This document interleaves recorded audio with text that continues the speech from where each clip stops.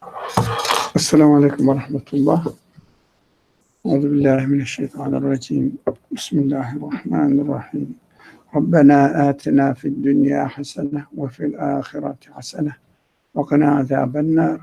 ربنا اغفر لي ولوالدي وللمؤمنين يوم يقوم الحساب برحمتك يا أرحم الراحمين آمين. وصل اللهم على محمد وعلى آله وأصحابه وأتباعه وسلم. ربنا اغفر لنا وارحمنا وأنت خير الراحمين آمين والحمد لله رب العالمين.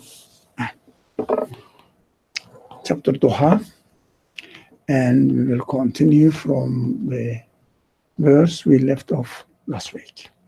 The verse 6. So the verse 6 reads as أَلَمْ يَجِدْكَ يَتِيمًا فَآوَى. The meaning, somebody can read the meaning. Okay, go ahead. Did he not find you an orphan and give you refuge? Yeah. Okay, what's your idea? What do you think the message we get here?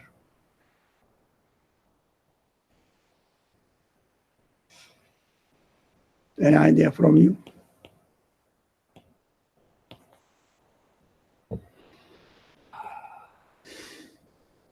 Yes. No? No, we don't understand anything from the verse, but the verse is speaking to us. And we should somehow relate the verse to us, ourselves, our own case. Are you an orphan? Are you an orphan? You are not an orphan. Okay. Are you an orphan? I am. Oh. How come? How do you feel that you are an orphan? Because I'm always needy. Because I always need needy. I always need someone to take care of me. Yeah. So, give me an example. For example, what you need and what someone or how someone is going to take care of your need. I'm needy in many ways. Like we can start with the physical. If I need to eat, I need to drink, I need to rest, I need to breathe, I need to Physical sense, all your limbs need, you need that all your limbs must work perfectly in harmony. Now, one of them works, the other one works another way, although it is working, but it contradicts. And if there is no harmony, then you will find that yourself in hospital. Yeah, I mean, if they do it, if they can't cure it, it means everything physically. Okay, what else? Do you need anything else? You need your glasses. Answers to some questions that I have, like on a more spiritual side. Okay. The basic ones. Why am I here? What's my purpose in this life? So, do you feel orphan here? But anyone can chime in. Just don't hesitate. Yeah. But since this gentleman gave the answer, we continue the dialogue. It doesn't mean that the dialogue between only me and him. Yeah. Okay? Mm-hmm. So I need an answer to those questions that are like, I guess I can build with the need to question. So the need to question, it is there, already there. Yeah. The question is already there, or the questions are already there. And the need for answers. Yeah. So why do you need the answers? The answer to this question is very easy. Why do you need the answers to your questions?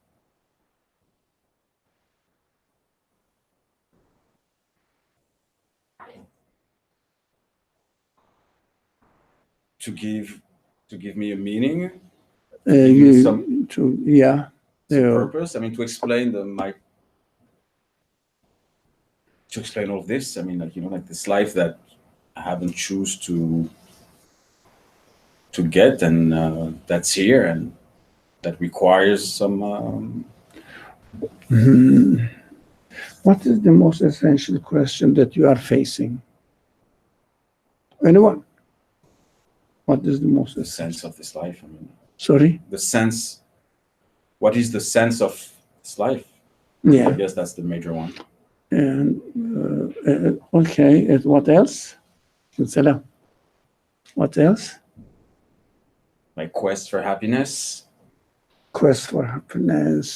So are you not happy? I think I am, but Why do you think you are happy? Or if you say I am not, why do you think you are unhappy? In which sense you are happy? In which sense you are unhappy? I would say it would be relative to other moments of happiness and why it's not constant. So can you reach the constant happiness? I must. You need it. I need, yeah. You need it. But what do you think the way to reach a constant happiness? Working on those questions and inquiring or learning more about myself and how I interact with this universe.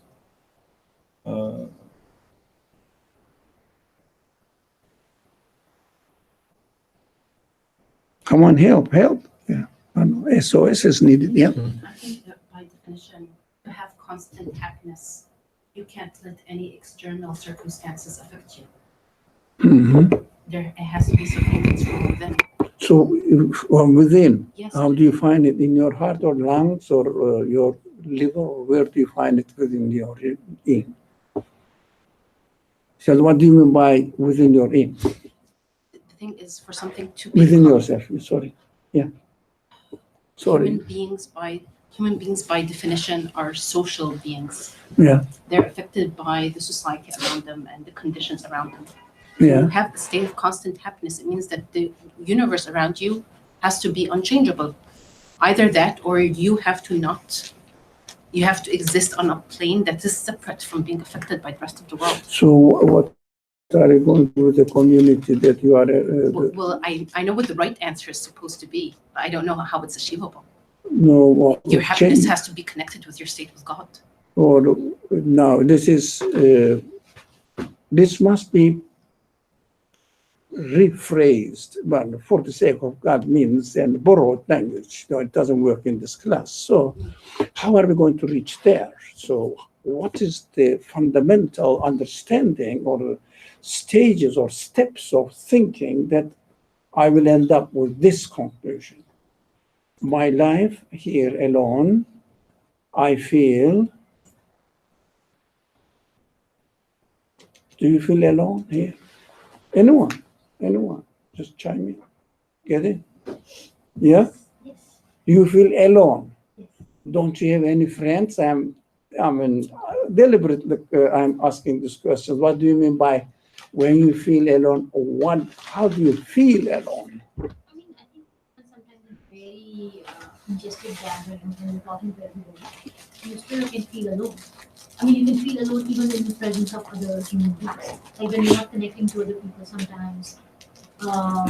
No, I think recording is not getting enough strong voice here. So I think speed you can up, feel alone speak even up. when you are with other people. Like even if you have friends and you have family, you can still feel alone. Like if people don't share your point of view, or or the way you look at the world is different from what other people are seeing, then you can feel alone in your thoughts, I think. Still, even if you have all your relatives next to you and all your friends with you, do you still feel alone when you are with the people? Sometimes yes. Why? Because Yeah, I think like that's a very important point. Yeah, that's why I want. because just like being with somebody doesn't mean that you're connecting with them. Like sometimes you're with your relatives, or like they are thinking in a very different way from what I'm thinking or what my focus in life is. If you find a very understanding man that exactly he thinks as you do, and you really enjoy being with him, do you think your feeling of loneliness become less? Yes. If I'm with another person who has like a similar point of view, can understand what I'm thinking, then it Yeah. becomes a little bit less. It's not completely gone. So that's what the people expect from marriage. I will find somebody who will share, but that's a temporary solution, but it's not essential solution, because essential solution is something to do with the most frequently referred and used word is in our class existence. What are you, husband or wife, whatever, for everyone? Okay, you understand each other. You don't feel lonely, but at the end, what happens? Although they buy the peace spot in the graveyard, still the graveyard has two sections for one husband, and one for husband, one for wife, next to each other, but not together. They don't communicate with each other. There in the grave, and both of them are decaying. Oh, horrible, isn't it? So it is not a permanent solution. So if you feel orphan, starting from the discussion we had here or the presentation we had here, going into loneliness, so we have to understand that we need a solution for existential loneliness, not physical loneliness. A solution for the existential loneliness, there is only one way to find out, question, and attach yourself to your answer, and at the end, if the answer satisfies you, you will have a solution to your or my, everybody can say my loneliness. Then this solution is a permanent solution. How can you have a permanent one? Can have a permanent solution by investigating what? Because whatever the question we have must have an answer. If there is a question, there must be an answer. We may not know, we may be aware of it, we may not be aware of it, doesn't matter, but there must be an answer. If the question exists, answer might exist. Answer must exist. Does it make sense? Because here I am in the universe, I am given this ability to ask the question, whoever or whatever or however this universe came into existence, everything is complete, everything is complementary. With the language of the Quran, we created everything in twins, or how do you say, zawj? Pairs. So if the question is there, and the pairs are complementary, starting from very obvious example, boys and girls, male, female, north, south, whatever, attraction, distraction, this opposition, repulsion, and all of them are all the contradictory factors work in harmony and make the whole order in perfect order, perfect position. So human questions, if the human questions don't have answers, it means, it goes against the general principle of the order of the universe. There must be. So we have to look for it, we have to seek the answer. So how can we reach this permanent answer?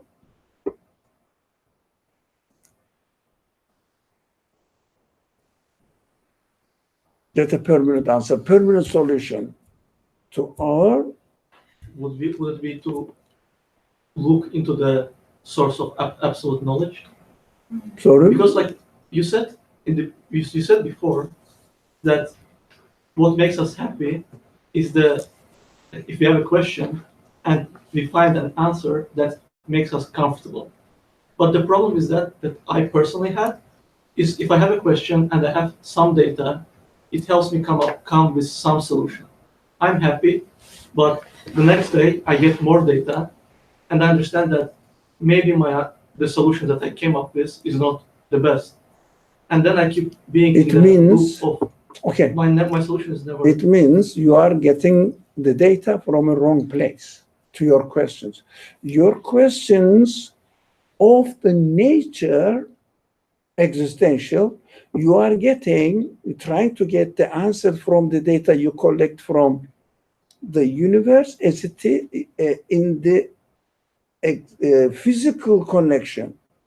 For example, can you give me an example of your question and get a data, collect data, and then the data provides an answer, although it is a temporary answer. Give me an example. I want to make sure what we are talking about.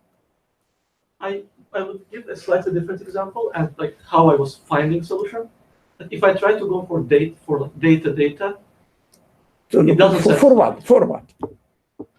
even like believing in God or like what should you do? Like should you drink or should you not drink? Oh, but it is not a let's say- problem. Should you drink or drink it? But the problem is. Okay, yeah, you're right. This is not an existential question. The gentleman pointed out, the main question is the meaning of my existence. So how can I find the meaning of your existence? Can you find the meaning of your existence drinking this or that? So it may be related after you find the right answer. But we don't know yet. So the right answer comes from where? Where you collect the data and what do you use, which kind of means you use to collect the data and analyze the data, which kind of ability you use, or your ability, which kind of... You go read a book. Sorry? I go read a book, Google something. Yeah, okay. It does not really. Yeah, you get the book and read it and looking for what? Answer to your which question? Give me an example question. Your question. What is the purpose of my existence? Sorry? What is the purpose of my existence? No, what is the purpose of my existence? Yeah, that's what we understand. So, can you can look for the answer to this question, very very essential question actually. Yeah, it is essential to us. Look, the purpose of my existence. Can you get an answer from the tree, the purpose of your existence? No? Depends. You may get an answer from the tree by looking at the tree. How are you going to look at the tree in order to get an answer to your question? Very fundamental question. How are you going to use the data that you collect from the tree or from anything from a person or an animal or any being in the world? You have to use your human capacity, questioning capacity. You have to use your logic and question how it came to existence, how I came to existence, so that in the answer to this question, how I came to existence, in the answer to this question, you will find out the source of your existence. So the tree says what? I came into existence how? By chance? No.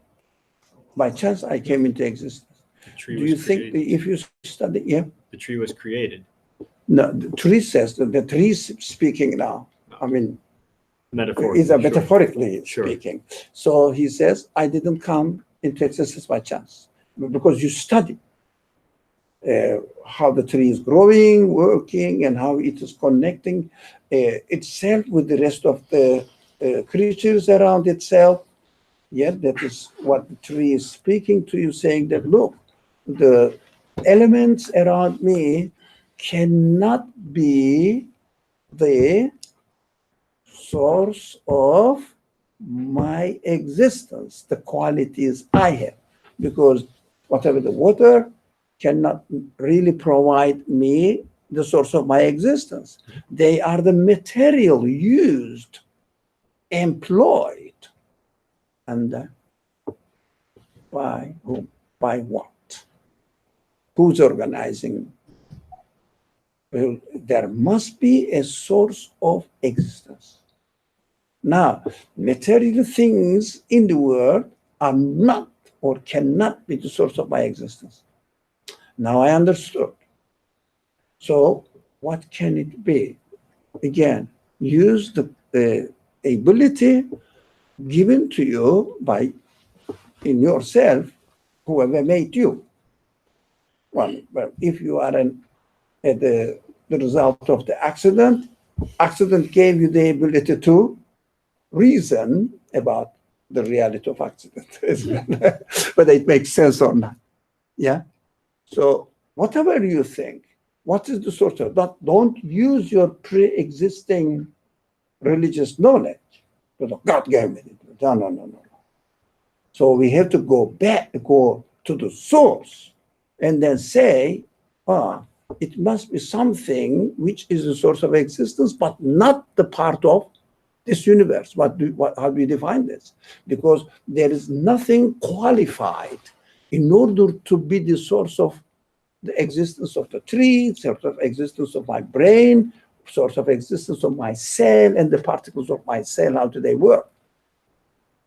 Yeah, because they themselves don't have any consciousness. So far, so good. Okay. So you have to find out the source of your existence. And the source of existence must be, by definition, not within the university, because there is nothing qualified to be the source of existence.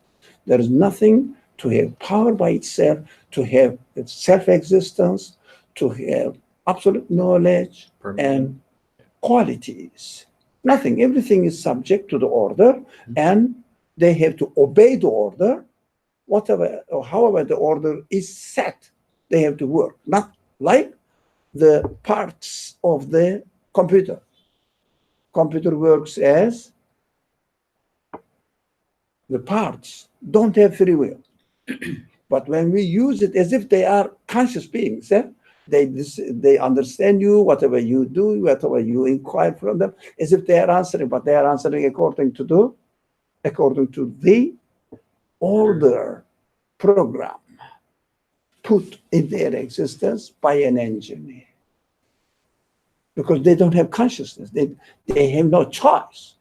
Now, every particle of this universe is not different from any part of the computer.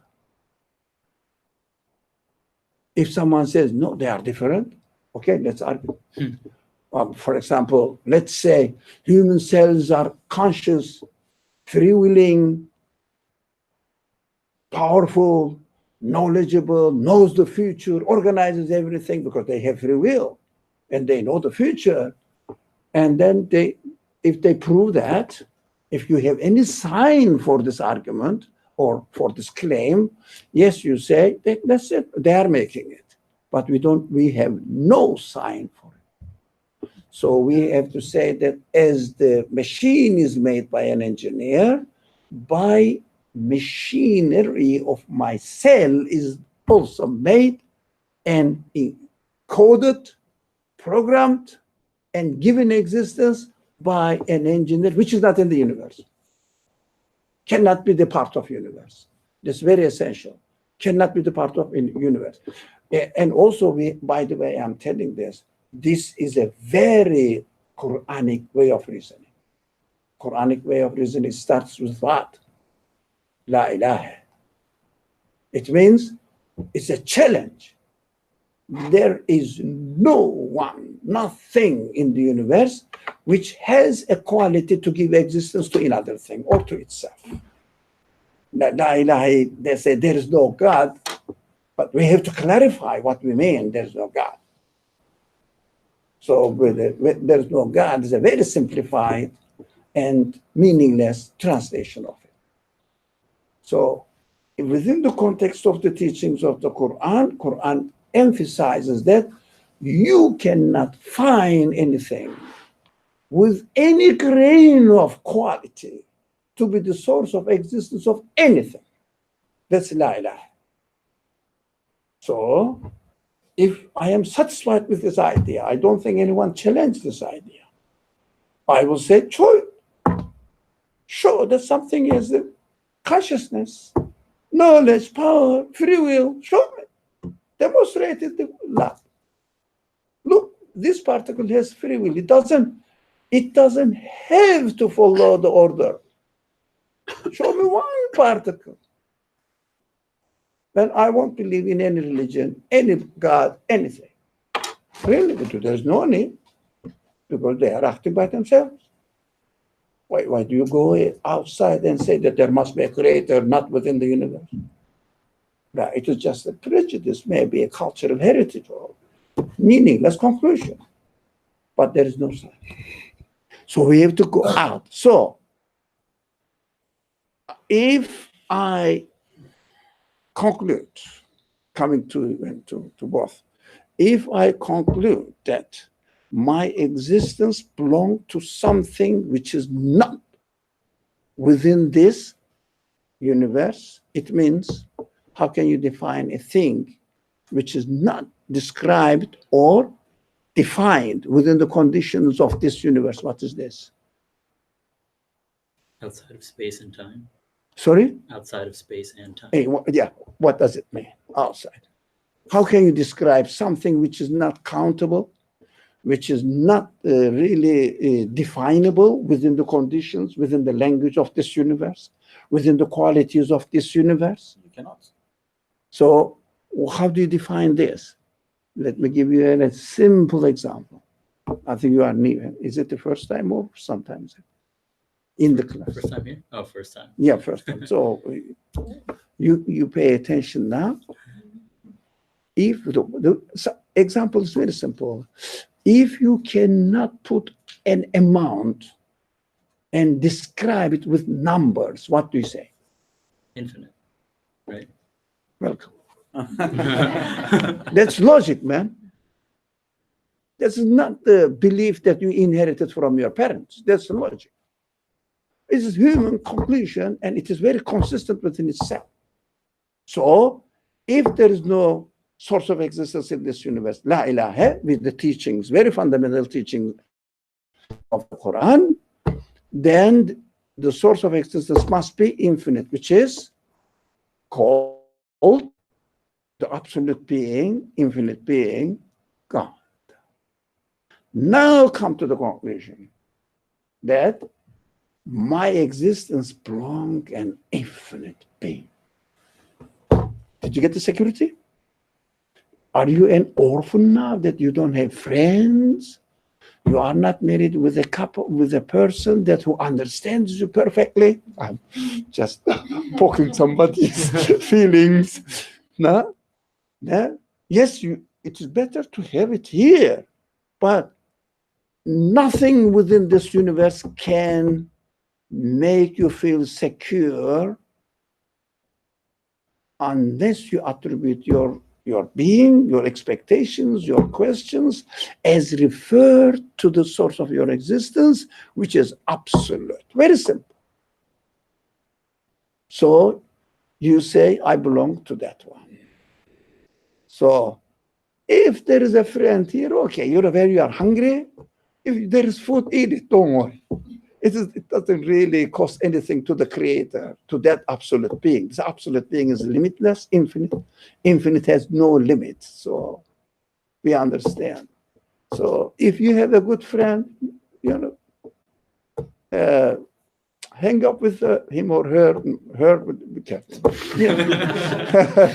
So your friend, and have chat with him and enjoy your life, but know that this is not the way that you can secure your being orphan. That's the verse.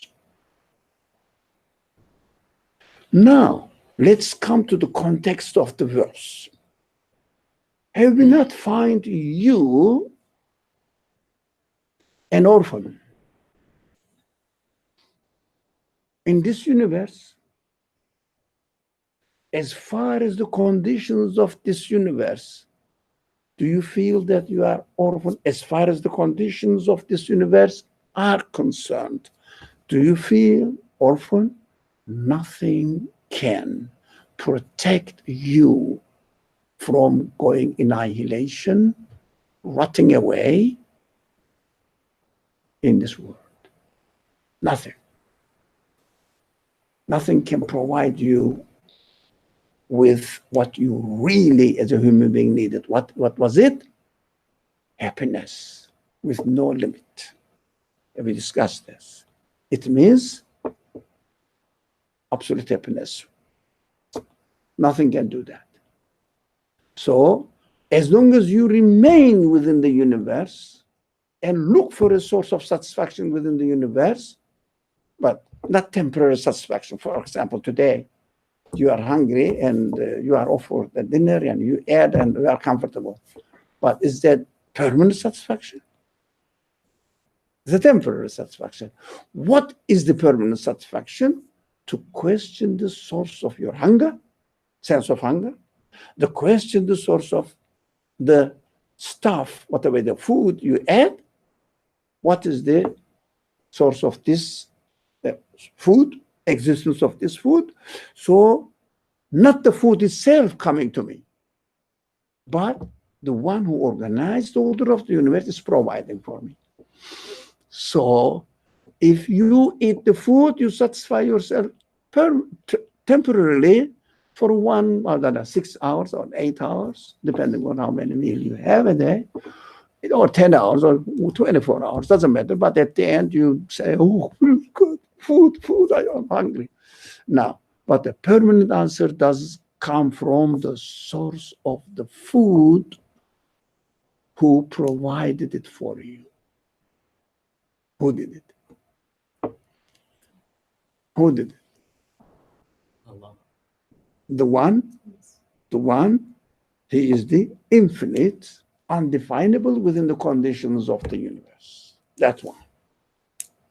Who's called God in cultural language? You can go God, you can call Allah, whatever the name you want to say, but you have to mean that it is something not of the nature of the universe, but the source of the existence of the whole universe. That's what the Quran says, Rabbul Alami. When you say Allah, Allah means Rabbul Alamin. What does it mean? The one who gives existence, takes care of the existence of the universe, all of them, not one part, all of them at the same time, and sustains the universe himself, the existence of the universe. Otherwise, the universe cannot sustain its existence. How can you sustain your existence, for example? Yeah. Can you, it's a very essential question, very substantial question. Can you stop being subject to the order of the universe? Now, I'm not going to follow the order of the universe. And I'm not going to breathe. I'm not going to use atmosphere, pressure in the atmosphere, whatever. Can you do that for 1 minute? No. You are dependent. And can you stop changing? Do you know that every moment we are changing?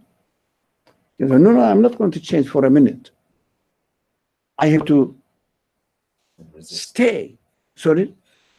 Resist. Oh, no. Freeze. Subside, or what they say? Not subside. Sustain my existence by myself for 1 minute. Can you do that? We can say. The tongue says it, but still you are subject to change. When you are not operating on your existence by yourself.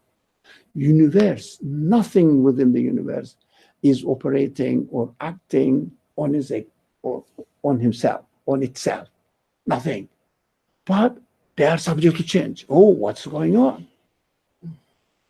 Yeah? Who's changing? The whole universe is changing. Who's changing? Who's changing it? Source of their existence. That's we call it as a name, God. So, God is the conclusion. If we attribute our existence to the one who gave us existence, then we are not orphan anymore. Because I belong to the absolute being. He's everywhere. He's operating everything freely as he wills. Nothing can prevent him. Nothing can escape from his will. Yeah. We say that, for example, I'm doing by myself. Yeah, I'm using my free will. You know, let's say for example, road system or the traffic system there say, look, you cannot go this way, but there are other options for you. Take road 1, road 2, road 3, road 4. They are given to you by the traffic administration. So what you say, I am free to choose. Choose what? The given options. If there are 4 roads to take, can you get a 5th road? So we think that we are free. You know, I can go here, I can sit here, I can go, I can listen, I may leave the room. Yeah, I'm free. We think I'm free. Free what? Within given conditions. So we have to understand the relationship between my free will and the will of the Creator. Now, do you think, I am in the traffic, there is a crossroad, I came in front of a crossroad, and the crossroad says, don't enter, close. But you can choose one of those 4 roads, right? When I choose one, another one chooses the second exit, and we think that we are choosing freely, but overall, who gave you the option to you? The one who established the system. Yeah, that's what Quran says. Look at the language of the Quran. Be careful when you read the Quran. You cannot will unless God wills. And God sends people as he wills, directs people as he wills, guides people as he wills. What does it mean? He sets 2 options for you, sets you free, but ultimately, who is really establishing the order? Options? Him. The one who creates you. You are choosing only from among the given options. And that's why we have to understand that from one aspect, I am free to choose one of the 4 roads, but at the same time, I have to choose only from among the 4 roads. That's why we can reconcile the human free will and the Creator of the universe's absolute will. He puts the rules. He gives me the option. Well, he may not, but he gave me the option as the universe's order is set in front of me. That's what his option is. But I am choosing from among the options, but ultimately the options are set by the one who gave existence to the universe. That's why Quran speaks from God's perspective. Says, I am the one who decides about everything. Now, there are many verses that people are confused when they read that, oh, he says, I can guide whomever I like, I will. I can misguide whomever I will. That's the language in the Quran. Very, very widely used expression in the Quran about the absolute will of the Creator. And what we say, oh, if everything is in his hand, what is left to me? So I cannot choose. No, I can establish the traffic system as I want. Whatever the option I gave you, that's my choice, not your choice. Look at the giving the options. Do you understand? That's his choice. He says, okay, I set you free to choose one of 4 roads in our example. One of these 4 roads, not the 5th one. You cannot create another one or get another option. If it is given. That's it. As it is given, you get it. So what we understand that, yes, I am created by my Creator. I am given existence by my Creator, and my Creator has given me these options, and this is his choice, and I have to obey his choice. But within his choice, I have been given options, right? Don't think that you are really monitoring your own life. Who is monitoring your life? The one who gave you the option. You are just using the opportunities which are given to you. And you just use it as it is given. You cannot change the order. Even one single element in the order, you cannot change it. Even you want to change they call it the modified, what is? Modification? Yeah, modified cells, generical modifications. How do they do that? They said that we are changing. Changing according to what? Possible given option. They cannot create a new law. They cannot create a new system. What they do, whatever the option is given to you, you use it. For example, these are the glasses. Now, I have been given the option, the glasses, either use it in this way or fold it up or break it. I'm given the options. I'm not creating a new order. It's already within the order. So people think that, oh, we are creating. Yes, we are choosing from among the options given to us. So when we really understand that including your free will, you belong to the one who owns this universe, rules this universe, administers this universe. Of course, first of all, gives existence to this universe. So he is absolute. If he is infinite, what you have to do, you have to define your existence according to the one who is infinite. You have to ask the answers to your questions from him. He has given you the opportunity, this ability to ask the questions. Now you are using that. Now, there are various means of transferring the answer to you. One is what?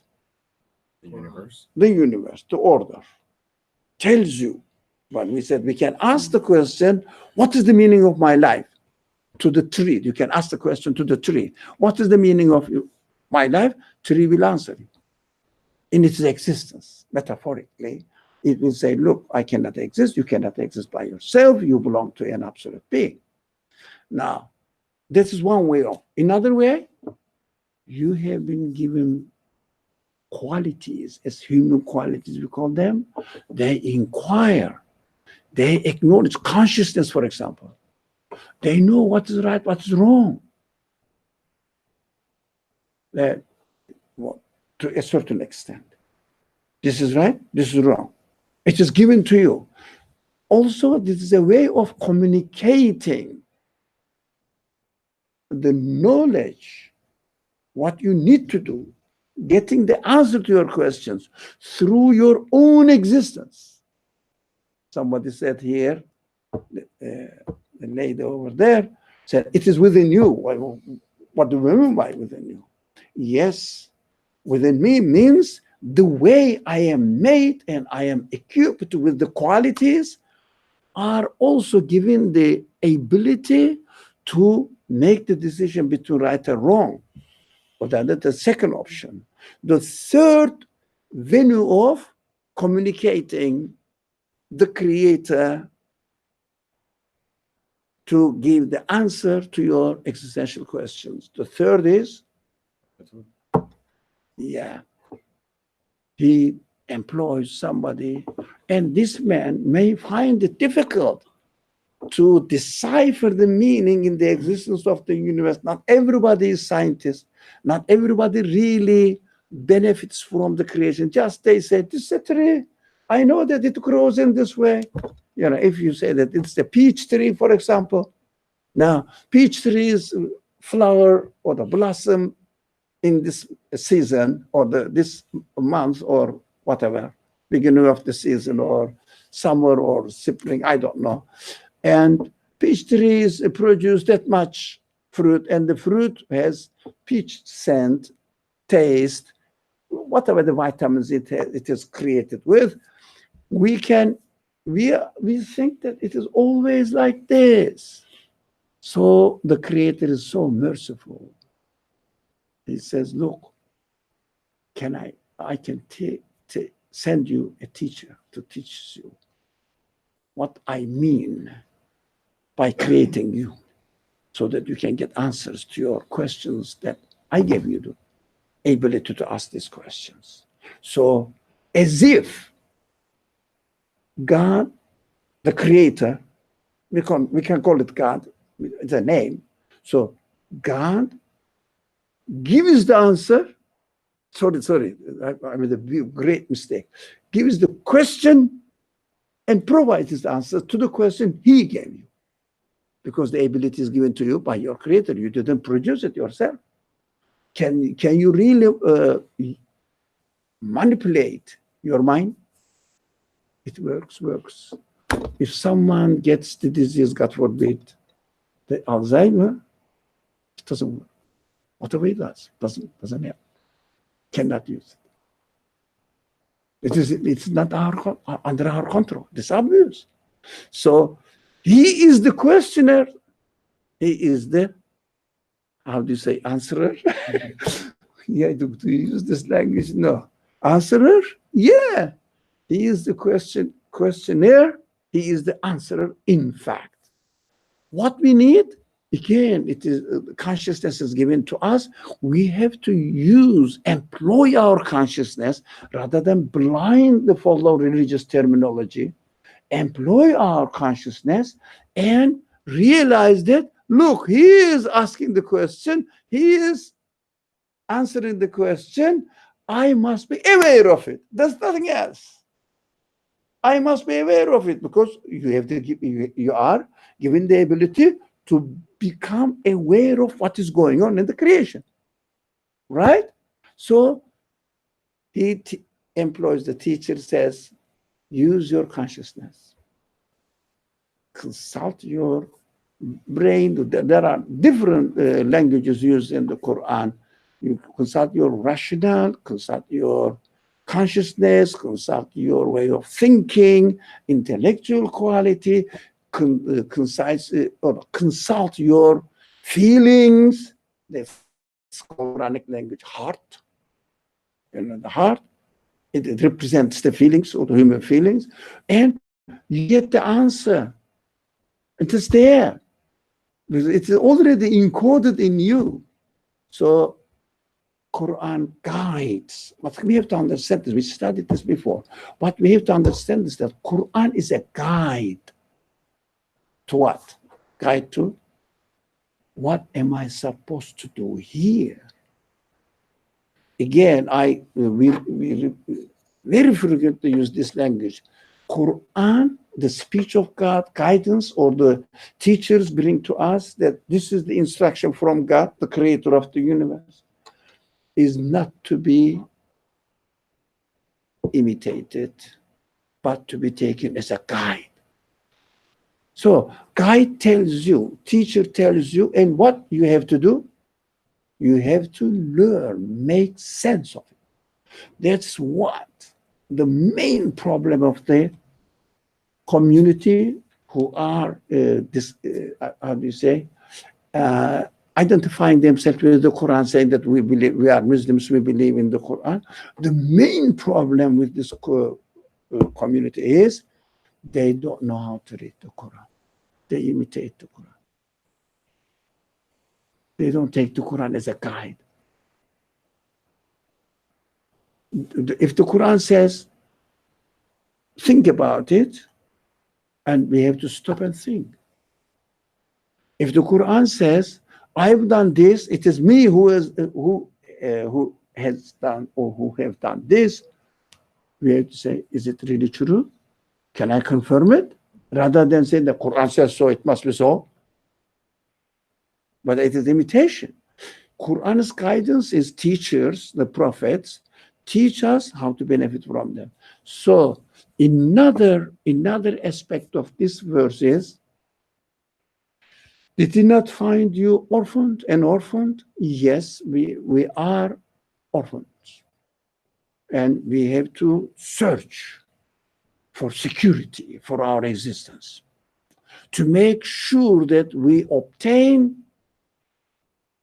absolute security, infinite happiness, and an orphan, and give you refuge. How did he give me refuge? 3 ways. By giving the examples in the universe with no exception. That's very important. With no exception. So that we wouldn't be in doubt. Yeah, majority of the universe doesn't have consciousness and free will, but there are some parts that they have free will. It's confusing. Now I lose track. Well, what shall I say? There are some parts they have free will. It means they exist independently from their creator. It means they don't have a creator. They exist by themselves. They're self-existing beings. I don't think anyone can show one thing in the world self-existent. If anyone shows me, really, I wouldn't believe in God. Definitely, why should I? I'm not stupid. I'm created with this ability to make the judgment. If a thing sustains its existence, why should I believe in God? It sustains its own existence. Yeah. Why should I say somebody did it? No, it sustains its own existence. The most conscious, the most sophisticated creature is human being. Can I sustain myself? Can you stop aging, changing? It's obvious. How about the stone? How about the metal? I don't know, whatever the metal you call it, sulfate or, I don't know, carbon. Do you think I cannot, but carbon can? Is there any sign? It is ridiculous. So Quran says, it is us who provided this refuge for you by giving the creation as an example to find out the reality that you can find absolute happiness with no exception under any condition, circumstances in this world. You say, I belong to the absolute. That's I'm subject to his will. I'm not subject to mine. That I'm subject to his will as far as he lets me operate within the will, within his will. Do you understand? Overall will is his will. I am only acting within his will. I'm only using the given options. So that's one. The other one is use your qualities to track, to follow the answer to your questions, your feelings. You say, I need absolute happiness. I need eternal happiness. Yeah, where is it? Where is it? Nothing can provide eternal happiness within the universe. So there must be an answer to it. And this feeling guides you. And by employing the prophets, verbal guidance, teacher comes and teaches. And you have to learn from the teacher the theory and go to the lab and apply it. So read the Quran, go to the lab. What is the lab? Sorry? Sorry? The universe. Mountain, clouds, flies, worms, bugs, bugs, not bags. You know, the bags as well. So they are guidance. So go to the lab, to the universe, investigate it. But as the lady there said, I don't know your name, it doesn't matter. Sorry? Rania. What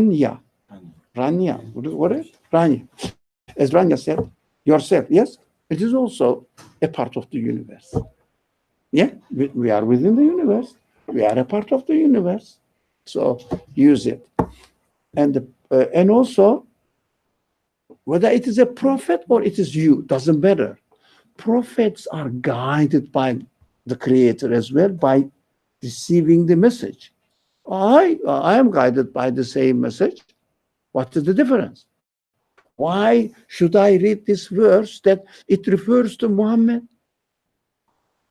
Yeah, he was an orphan, and later on, Allah gave him Hatijah and then Abu Talib, and then both of them died. He didn't have any refuge, any protector. Allah forgot him. Ridiculous. Don't you see it? So everybody who receives the message, including the Prophet himself, because the Prophet is a human being, have questions and he must get the answers. He gets the answer from the same source as I do. Yeah? So what is the difference? There is no difference. So we can read it. This verse is speaking to Muhammad alayhi salatu wasalam, at the same time to me. Is there any difference? No. That's what we have to understand, how to read the Quran. Alhamdulillah, it makes sense to me. I don't know whether it's satisfactory for you as well. So the rest of the verses are very easy now, following the same pattern of thinking. Now we establish the pattern now. Can we, or if you have any question concerning this subject? Okay, this one and then. So here, Allah is saying that. God is saying that. We speak English. Oh, okay, God. Yeah. Is saying. But it's a name, doesn't matter. Yeah. Yeah, God. Yeah, why not? Yeah. God is giving refuge and He's giving guidance. And then in the last verse, He says. Oh, no. Don't go there. We are in the verse 6. Oh, okay, sorry. Yeah. Oh, speaking in these terms, in the terms of verse 6. Oh, no, sorry. Okay, yours. When it comes, you can ask the questions or comment, whatever you like, however you like. I was going to ask you about the free will, the example that you were giving. Right? Like it's something that I struggle with even now. I'm thinking about it. So when you talk about free will and then you talk about good versus bad, right?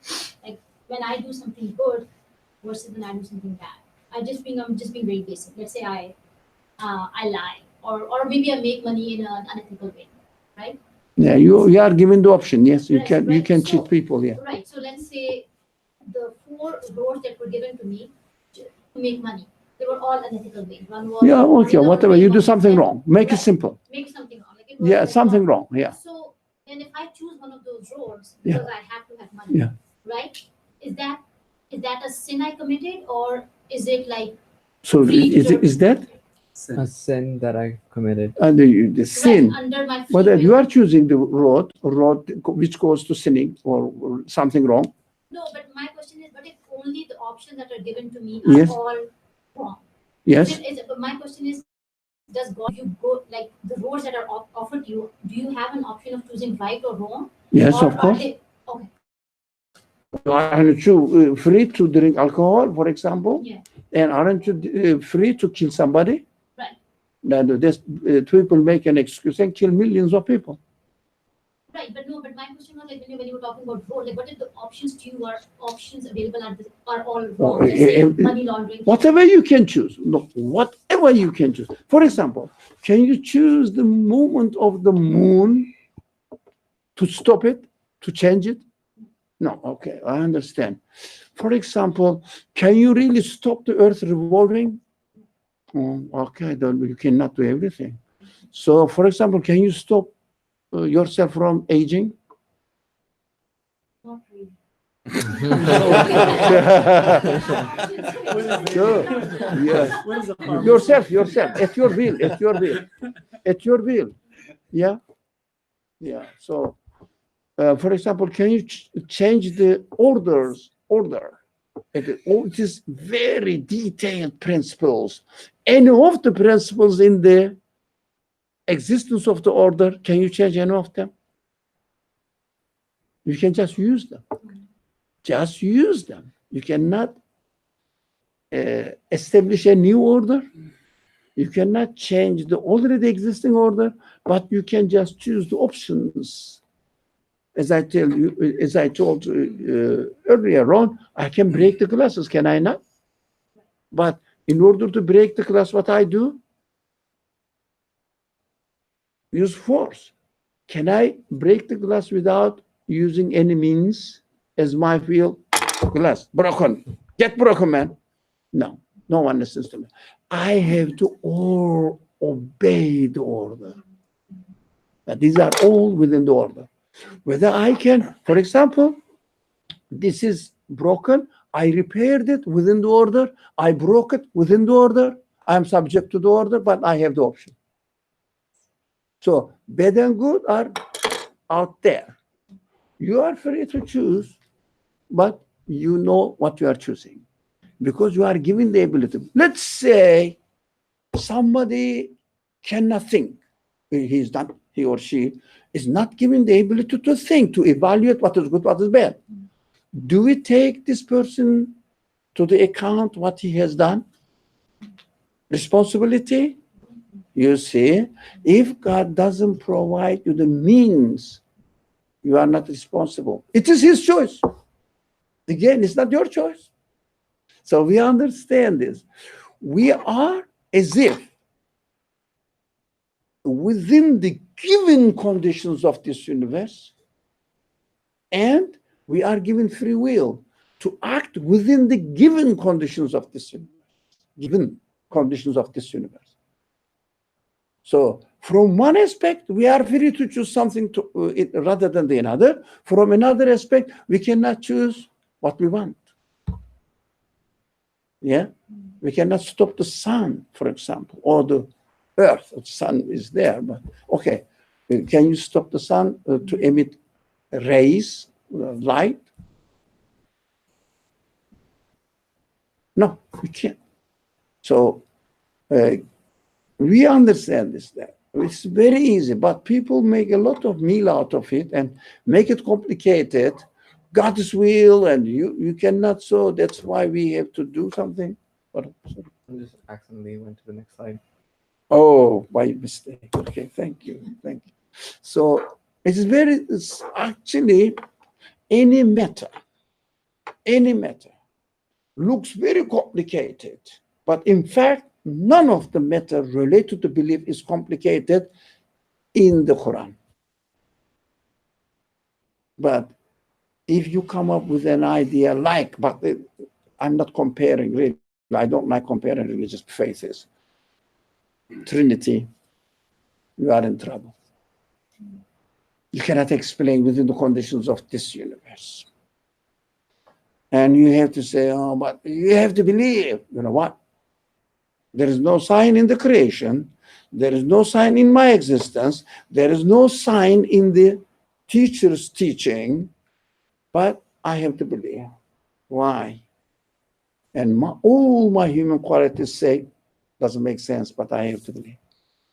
And we have to be very careful. We shouldn't turn the teachings of the Quran into this sort.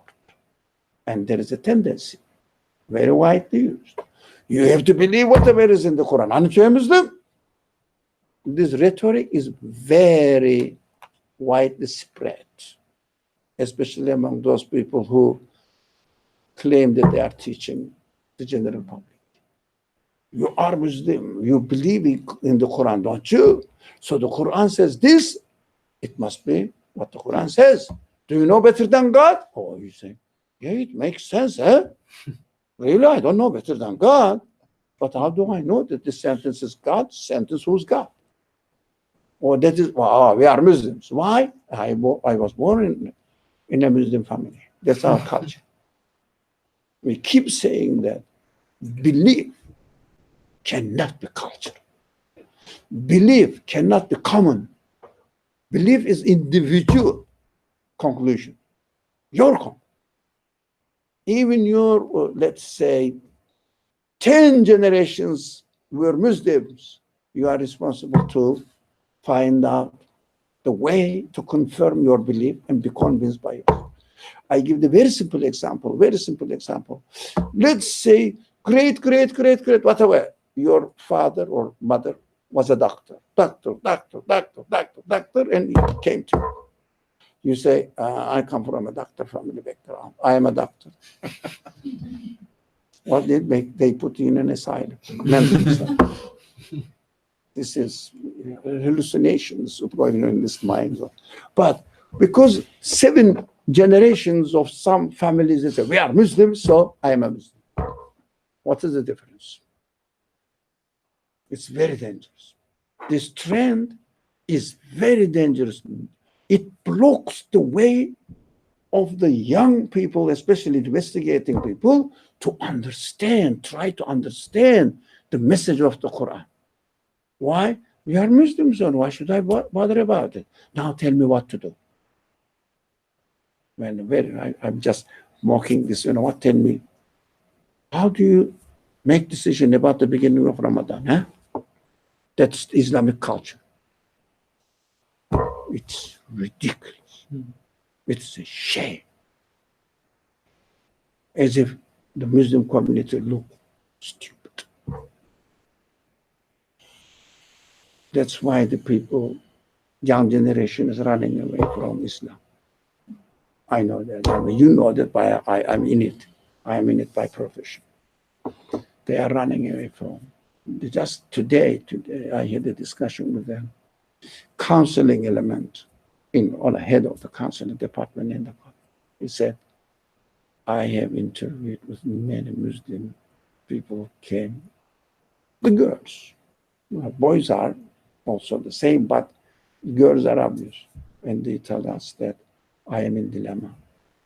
I feel guilty. Yeah, that's my guilt. Why? Because I play with my parents. What do? I pretend as if I put my head scarf on. They don't know what scarf is. They say the head cover. They don't know the language. So I put my head cover on while I am at home. As soon as I get out and get on the bus, take it off. And I feel guilty. And the stress, psychological depression. Because they are not comfortable what they are doing, but at the same time, they cannot approve what their parents say. They have no evidence. It is, but even the person I was speaking has nothing to do with Islam at all. She said, I'm very sad for these people. They are presented certain religious culture about which they have no conviction. Because not given reasoning to be confident in what they are doing. They say, that's why we are Muslims, we have to do that. Yeah, how can you say that I am not a Muslim? You belong to a Muslim family, huh? And thousands of students are like this. That's why we have to wake up. We shouldn't really withdraw our complain what is going on in the society. It is wrong. We have to say it is wrong. It is harming Islam. It is chasing away any questioning people, especially the young generation always question. They are just really throwing the young generation into denial. But they think they are propagating Islam. Ridiculous.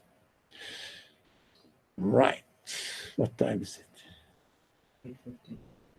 Okay, we can go to the next verse now. Maybe your question is there. Let me go. This. Okay, the next question. Not next question. It may be a question, but it is a verse. Now we are going to study this. So, وَوَجَدَكَ ضَالًّا فَهَدَى.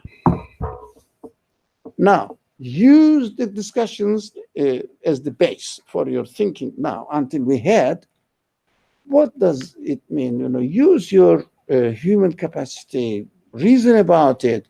We found you, did he not? Yeah. Did he not find you lost? Darling. It means in mistake. Lost in mistake. Lost in sin, with using your language.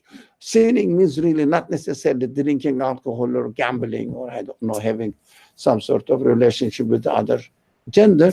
But the sinning in our discussion is not having a right understanding of the belief system that the Quran presents to us.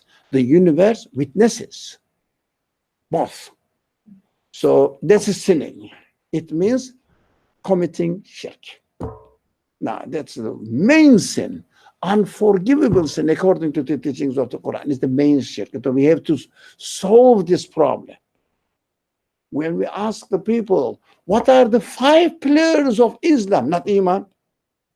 Islam, not belief. 6 pillars of belief, 5 pillars of Islam. What are the 5 pillars of Islam? Who's tell me? Who will tell me? What are the 5 pillars of Islam? Somebody who don't speak usually. Tell me. Don't you know? I think you must have been indoctrinated when you were 3 years old. Yeah? Without knowing what you are saying. So, Salat, memorize it. Come on, tell me. Come on. Tell me what are the 5 pillars of Islam that you learned from your parents. Sorry? Shahada. Yeah. Prayer. Yeah. Fasting. Yeah. Zakat. Giving zakat to charity. Charity and pilgrimage. Pilgrimage. Okay.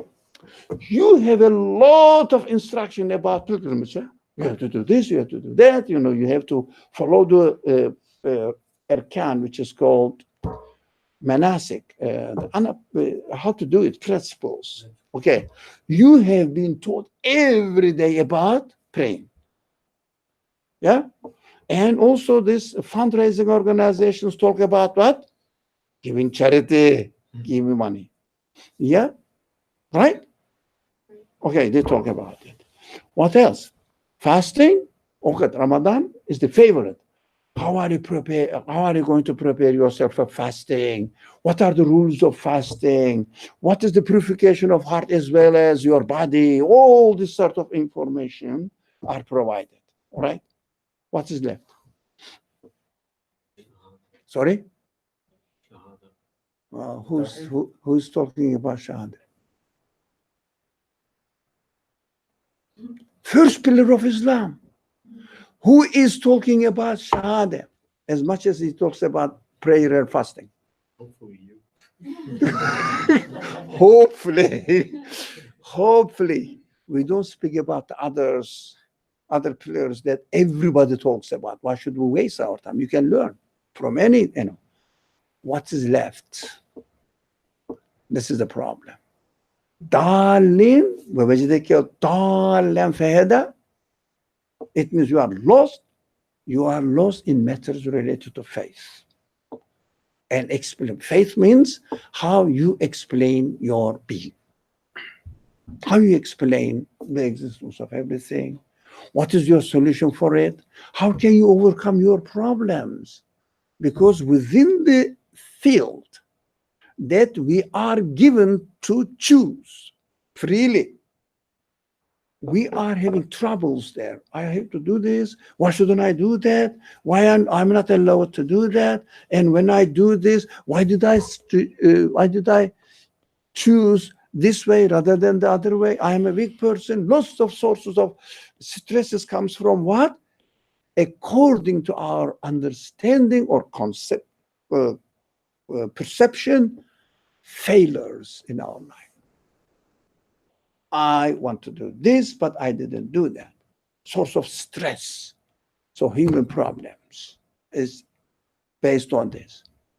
That I haven't done the right thing, and I don't think I will be able to do that either. So I am in contradiction with my reality, and with this contradiction, I am smashed, excused. I have to do this, but I want this, but it doesn't happen. Yeah, I cannot get it. This stress, I'm not successful enough. All this, it means all the contradiction, conflict within yourself are the sources of your stress. Yeah. So the lots of people are suffering from it, and because they don't know why should they do it, they are not satisfied. Something, but at the same time, it makes sense. But why should I do that? But at the same time, can I deny the Creator that the universe is created? Well, it doesn't seem to be possible. And there is a God, so what? There must be a Creator, which is God, called God. And if there is God, and He created me, what am I doing? I don't care about Him. Do you see the contradiction? He gave me existence, and I don't care. My Creator. Because I don't listen to Him. I don't really search for Him.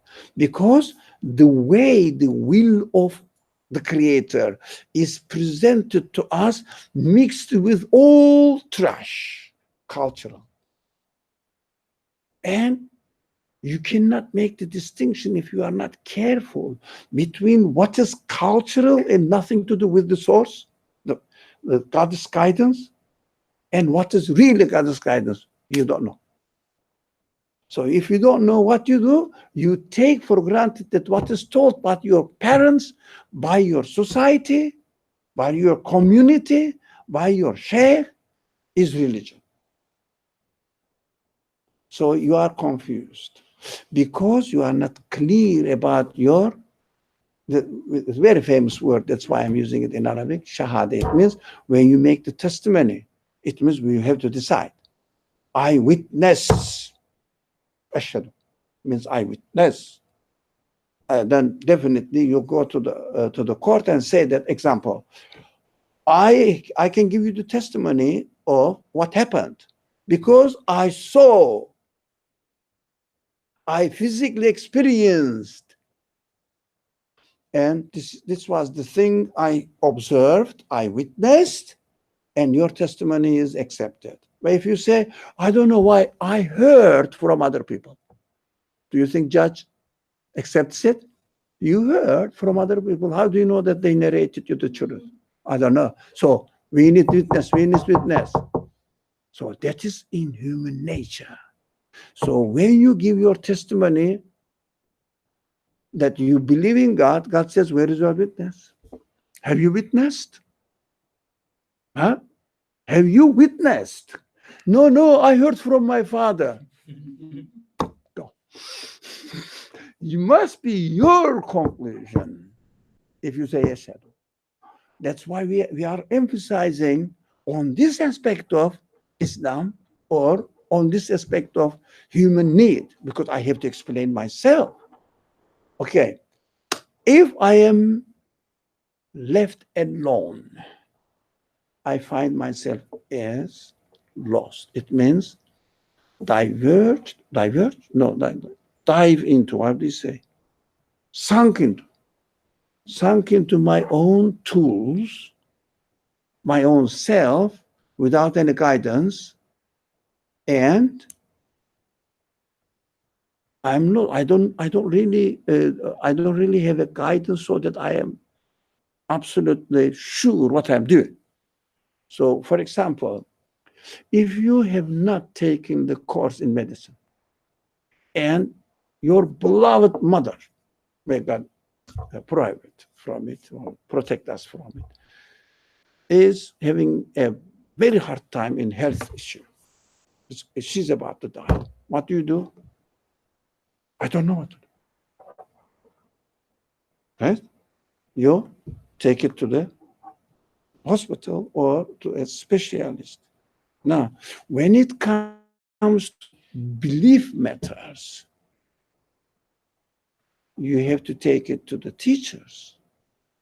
They are expert on it. They are educated, provided by the creator of the universe with the answer to you.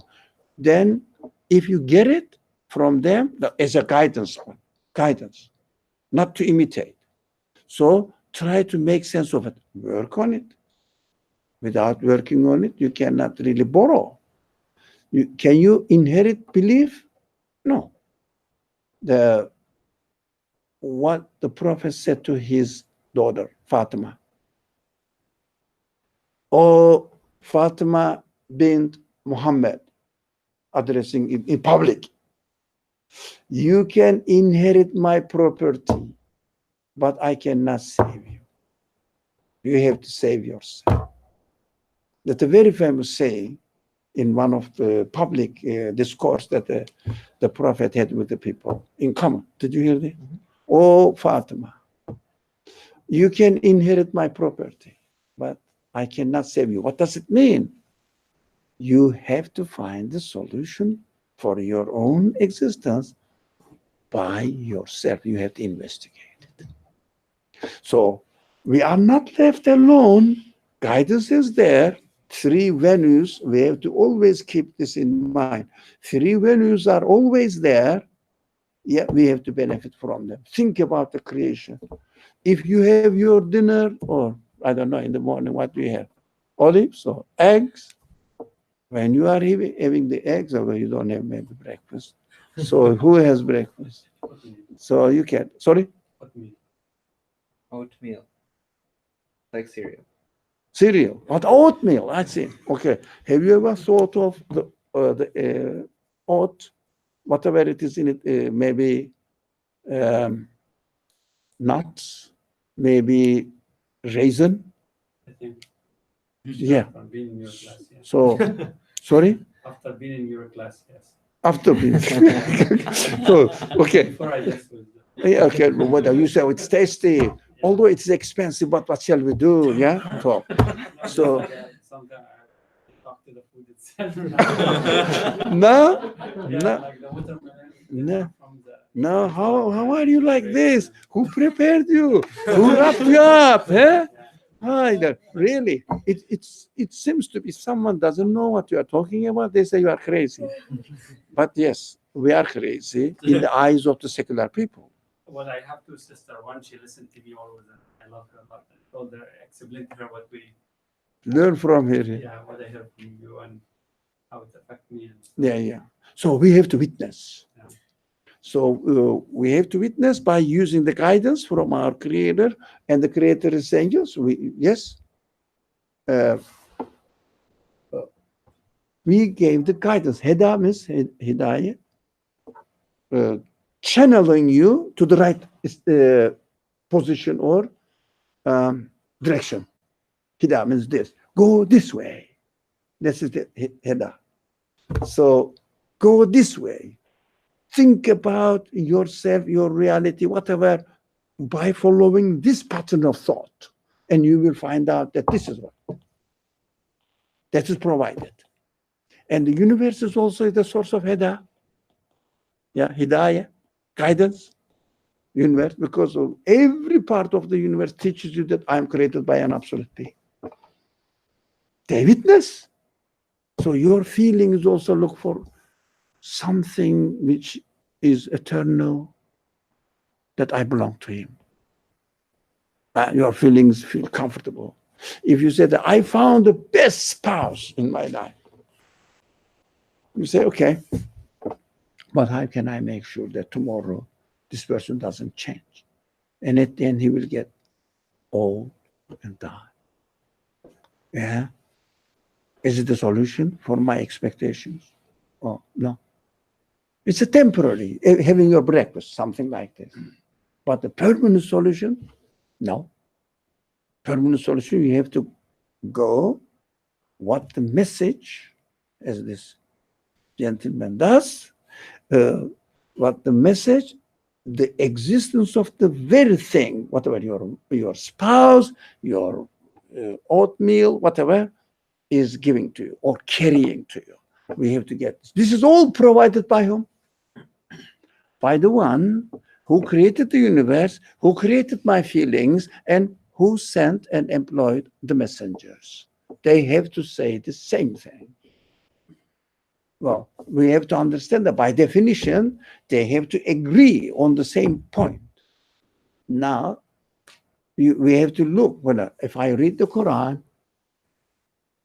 and if it doesn't make sense to me as far as my inner capacity is concerned, unspoiled, not conditioned by my whims, by my own, how do you say, baseless expectations. Yeah, for example, I say, I wanted, for example, $1 million here now. Please, God, you can do it. Come on, give me. But there's no answer. God is not answering my question, my prayer. That's contradiction. We have to understand that we have to pray within the conditions of His created word. Now, anyway, it is not our subject. We have to find the answer to ourselves and read the guidance alongside with your feelings, alongside with your capacity feelings, your reasoning, your consciousness, and all your human capacity, and also the witnessing of the universe. Read together, see the harmony within them, then you are safe. That is what all of them are provided by whom? The one who created the universe. That's why the verse says right there, did He not find you lost? Yeah, if you were alone, if you try to solve your own problems by yourself, you will be lost. But guide you, provide you with the guidance. Okay, the last one, did He not find you in need and make you self-sufficient? Now it's a big problem. It means really, وَوَجَدَكَ عَائِلًا فَأَغْنَى. أغنى means really self-sufficient. How can you be self-sufficient? Is it possible to be self-sufficient? So, it's easy to understand. Did He not find you in need? Yes, we are in need. You started with the need. So we have the framework now how to understand these verses. So, okay, we understand. There is no need to go into details that we discussed this. We are in need of them. We are in need of many, many, many endless things. Okay, how can I become self-sufficient? Is there any way to become self-sufficient? Yes. Okay, tell us. So you have something. So to tell us, we will be self-sufficient. We want to be self-sufficient as well. Okay, tell us. Well, I think if I look at the nature of my existence, I've been provided with, in my creation, I've been provided with the tools to I guess, question and find answers to my existential concerns. Therefore, not necessarily dependent on some external factor to do that work for me or to answer External factor needs explanation. I guess like it has to. I am definitely a requirement, or my own reasoning or reflection is a requirement to find or to come to a conclusion about my existential questions. Without it, it cannot happen. So how do you provide this provisions for your answers to your existential questions so that you will be self-sufficient? I think that's, so yes, investigation, reflection, but the follow-up question would be on what? Creation, my own universe, and that's kind of where the definition of self-sufficient falls. But if I just look at myself, as was said earlier, as a created being, then in a way I am self-sufficient.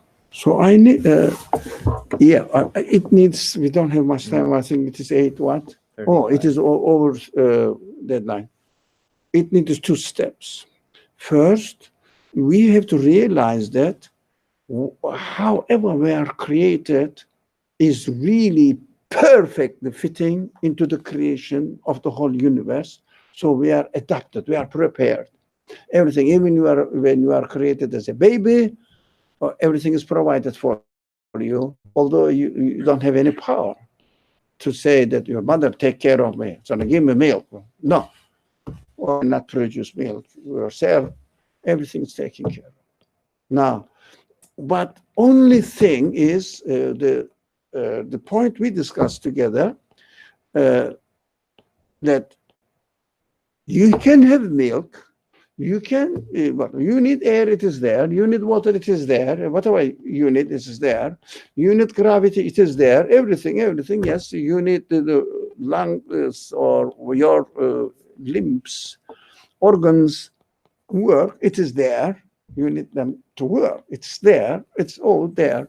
But how can you be self-sufficient in the perfect sense that we have been discussing? It means eternal substance. How? Only, it's very, very easy, I think, to be self-sufficient because as the Quran says, Hasbunallah or Hasbi Allah. It means God suffices me.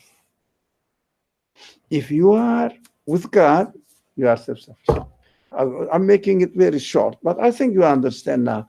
For example, let's say in America, for the moment, but just an example, just an example, those people who retire, so their social security, their health insurance is provided by state.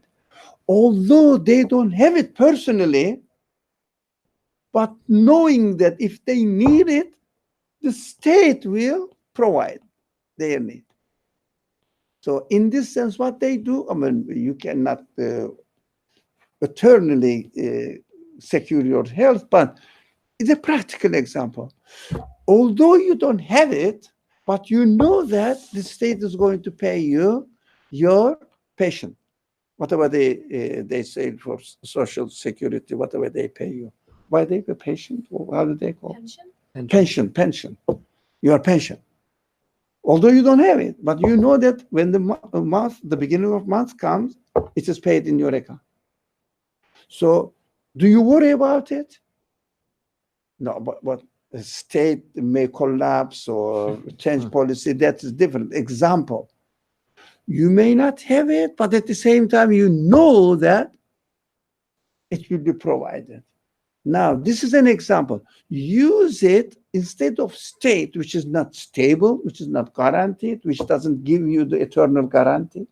Use it, God, the creator, the owner. We have been talking about it. If you say that my social security, my health insurance is provided by the eternal one, if you realize this is provided by the creator because We have been talking about it. If you really think about the creation, use your, without any bias, use your human feelings freely without conditioning yourself in either way, rejecting or saying that I am a believer. No. Never say this. Just use it. Continuously question it. And then use the revelation of the teachers, the prophets, teachers verbally explaining it to you. But what else do you want? Yeah, within yourself, in the universe, and verbal explanation from a teacher. What else do you want? When you use them, you feel that you are guaranteed. When you guarantee it, I am self-sufficient. Yeah, those people who are retired, they don't have the money next month. They are going to have it. But what they say, they make calculation.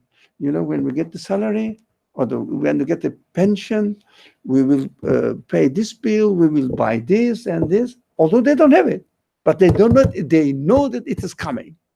Now, if you take this example and apply it to the absolute being, you know that it's coming. So you don't worry about it. That is, if you like, self-sufficient.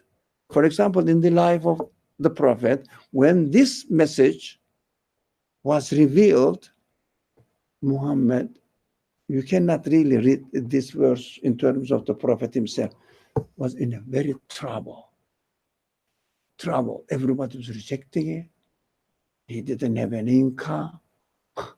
He was just a shepherd. No one really provided anything to him. But his wife was partially taking care of his needs. That time, running his wife's business, buying and selling. But at the same time, nothing is guaranteed. Everybody was, almost everyone, in the first and second year of the revelation, everyone was rejecting him, accusing him. How can you say that he was self-sufficient by himself? He was self-sufficient because of sure awareness of the absolute being who takes care of him. He was sure about it, but people reject him. Who cares? Of course, in the world, we have to act accordingly, according to the conditions of this world, but deep down, he knew that my protector is my creator, who is the absolute one. Don't worry. That's how we can gain the self-sufficiency. Otherwise, if we think of self-sufficiency within the conditions of this universe, no one can ever be. Well, the example, Pharaoh said that, or Bill Gates died, or No. Sorry? He's alive. He's alive? He's Yeah, alive. he will die. Sure. So I'm rich, I'm self-sufficient. When you die, we will see who is self-sufficient by yourself. But you can only get self-sufficient through describing or becoming aware of who is going to take care of my needs. Is he powerful enough? Is he generous enough? He created you, he will take care of you. Assalamu alaikum. Bismillah ar-Rahman ar-Rahim. Inshallah, we have a few words and then verses, and then we will go into the following, inshallah, chapter. Bismillah ar-Rahman ar-Rahim. Subhanaka la ilma lana illa ma 'allamtana innaka antal alimul hakim wa akhiru da'wahum alhamdulillahi rabbil alamin. Thank you. See you Wednesday, Saturday, next Saturday. We'll be here next Wednesday, next Wednesday. I'll tell you the dates. Sorry? I'll tell you the dates. Okay. Inshallah. Thank you for joining. Inshallah. I like that. I enjoy.